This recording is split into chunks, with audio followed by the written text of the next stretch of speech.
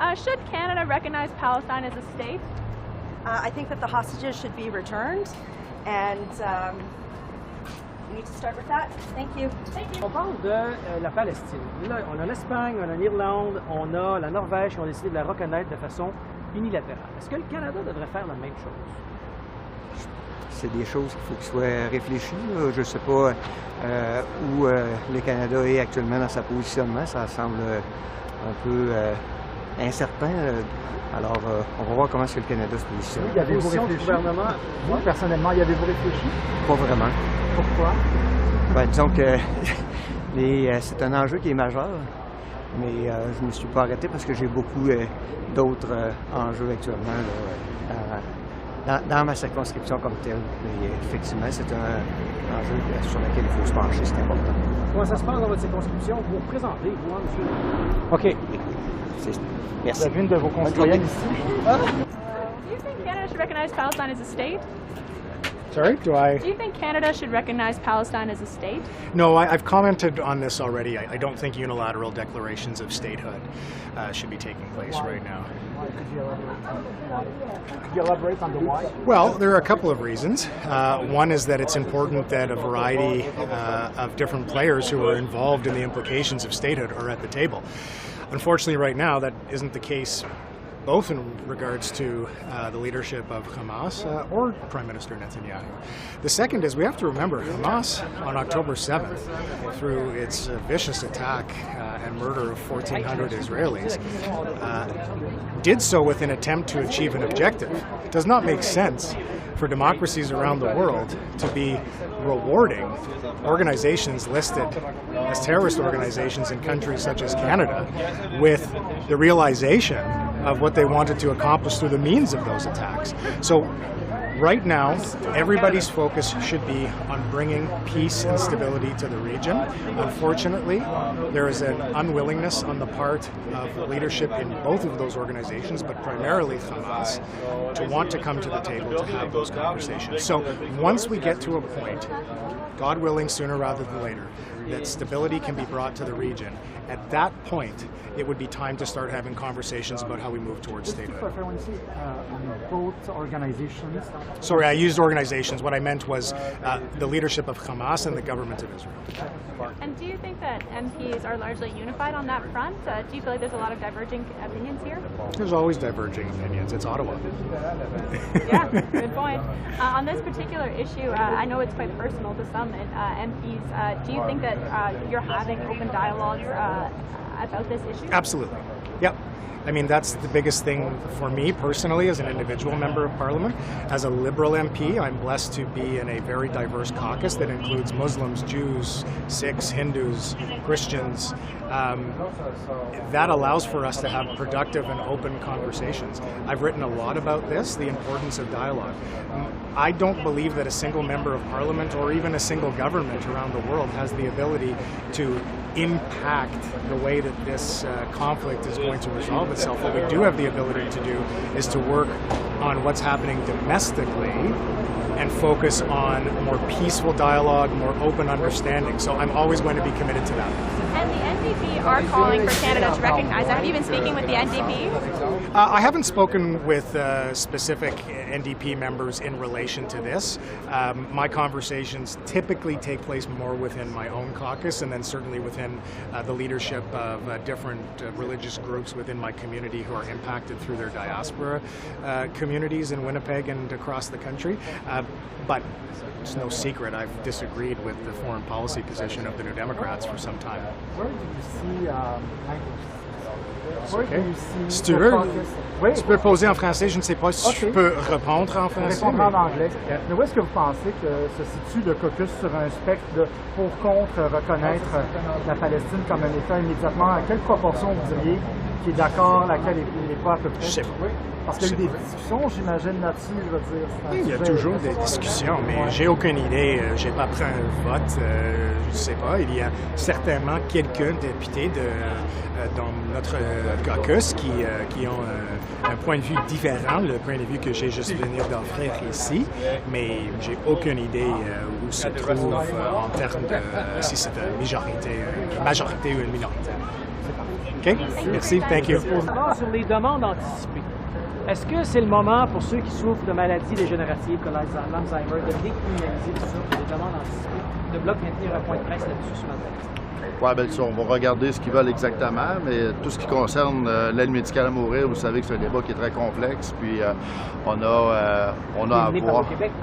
Oui, bien, le Québec a des demandes, sont légitimes, mais en même temps, de notre côté, c'est un vote libre. Donc, dépendamment où on ira avec le projet de loi du Bloc québécois, ça sera un vote libre chez nous. Fait que je peux pas vous donner une position de parti. J'ai des positions qui peuvent être personnelles, mais à ce moment-là, pour l'instant, on n'est pas dans le débat. Le Parti conservateur, c'est un parti qui est qui est en faveur de la liberté d'expression. Je n'ai pas pour exprimer. Oui, c'est pas une question, mais pour moi, je suis pour l'aide médicale à mourir. J'ai toujours été pour, dans des balises qui sont précises. Puis ça a toujours été fait de façon très correcte, en commençant par le Québec qui a mis ça en place à l'époque. Mais maintenant, au niveau des personnes handicapées, on était contre. Ça, on s'est opposé à ça. Au niveau des maladies dégénératives, bien là, c'est à voir. Le Canada doit-il reconnaître dès maintenant la Palestine comme un État? Ça, c'est un débat qui, comme vous le savez, qui est très délicat. Actuellement, la solution à 2 États a toujours été quelque chose que le Parti conservateur reconnaît, mais pour l'instant, il y a une situation de conflit, puis il faut que le conflit se règle. Mais 2 États, là, est-ce qu'on, je veux dire, on peut devenir un État tout de suite? Est-ce que ça doit attendre la fin du conflit? De toute façon, il n'y a pas de discussion avec le Hamas.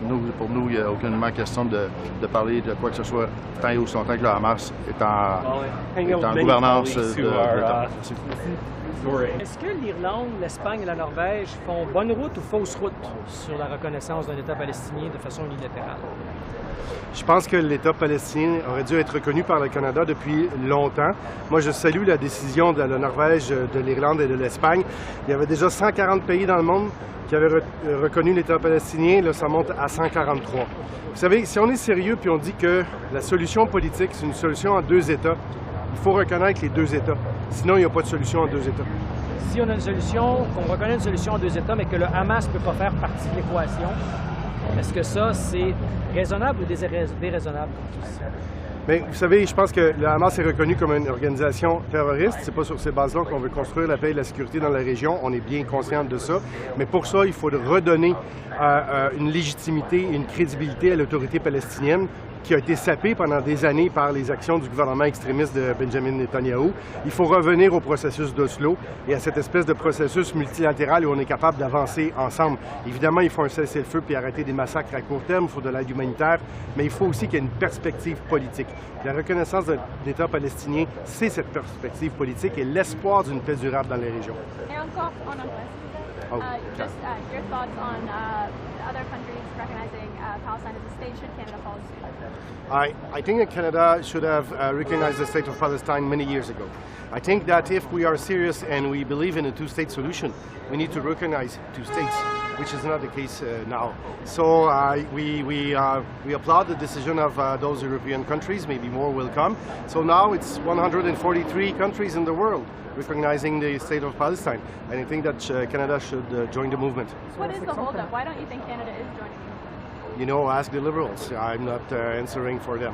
Sur la section canadienne de l'Assemblée parlementaire de la francophonie, croyez-vous, comme le ministre Boissonneau, que c'est légitime pour des élus unilingues anglophones, mais qui ont quand même des francophones dans leur circonscription, d'en devenir membres? Bien, je pense que les règles permettent à tous les députés de devenir membres de toutes les associations parlementaires. On ne va pas changer les règles du jeu en cours de route, mais disons que c'est assez évident ce que les libéraux sont en train de faire. Dans notre jargon politique, on appelle ça pacter la salle. Et ça, c'est... Comment est-ce que vous qualifieriez cette idée de pacter la salle, comme vous dites? Comment dire? C'est pas chic, mais c'est légal.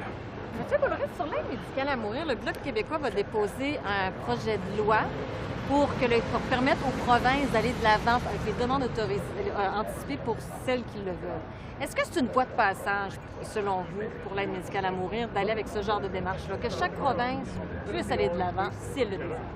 Il faudrait que je lise le projet de loi avant de me prononcer, mais j'avais voté en faveur du fait que le Québec pouvait aller de l'avant et d'accommoder le Québec pour que l'aide médicale à mourir soit accessible à des personnes qui ont des maladies incurables, dégénératives. C'est quelque chose qui fait consensus au Québec.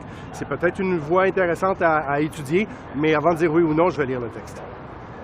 C'est bon? That the Loblaws deal is anti-competitive. Do you think it's anti-competitive?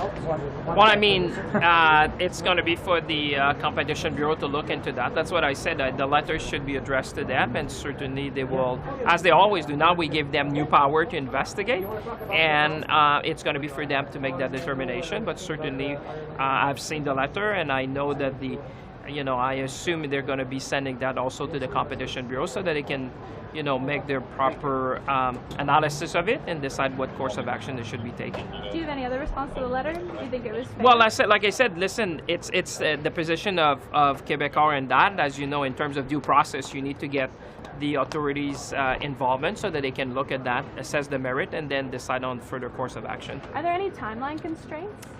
You'd have to go back to I can't remember just on top of my head about what's the timeline when someone submit to the Competition Bureau what actions they need to take in terms of reviewing and deciding whether they're going to take the case further. But certainly, I have no doubt that they're looking into that, and certainly will decide what is the proper course of action. Thank you, Minister. Merci tout le monde. Monsieur Wilkinson,